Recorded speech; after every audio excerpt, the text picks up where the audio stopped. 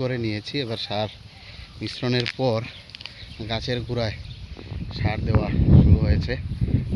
দেখুন, গাছের প্রথমত এইভাবে পরিষ্কার করে সেটাতে রেডি করা হয়েছে এবং এই গাছগুলো সার দিয়ে এভাবে ভালোভাবে মাটি চাপান দিতে হবে, না হলে বৃষ্টি আসলে সেগুলো সারগুলো বাইরে চলে আসবে এবং গাছের যে কারণে আমরা গাছের গোড়ায় এই সারগুলো দিচ্ছি সেগুলো আর সেইভাবে কার্যকরী হবে না।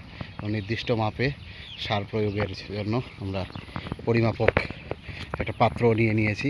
আর এই পাত্রের মধ্যে যে সারগুলো আমরা নিয়েছি তার মধ্যে হলো দেখাচ্ছি আমি। দেখুন, এই দেখুন মিক্স করার পর কি কালার এসেছে এবং এই কালার আসার পিছনে কারণ হচ্ছে এখানে দেওয়া হয়েছে পটাশ, ভার্মিকম্পোস্ট, ডিএপি এবং একটা গ্রেনিউল যেখানের মধ্যে জিঙ্ক, তারপর বোরন, বিভিন্ন ধরনের মাইক্রোনিউট্রিয়েন্ট আছে। সেই মাইক্রোনিউট্রিয়েন্টগুলো এর মধ্যে দেওয়া হয়েছে।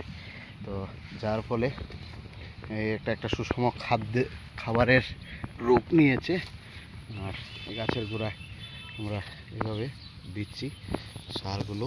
আর আশা করি আজকের মধ্যে এটা কমপ্লিট হবে এবং আগামীকাল ওই সাইডটাতে শুরু করব।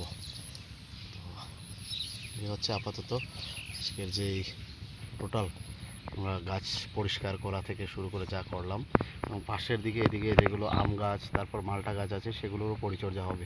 প্রথমে যেহেতু এখন কুলের পরিচর্যার পিক টাইম, তাই কুলটাকে পরিচর্যা করার জন্য, কুল গাছে পরিচর্যা করার জন্য আমরা কাজ শুরু করেছি।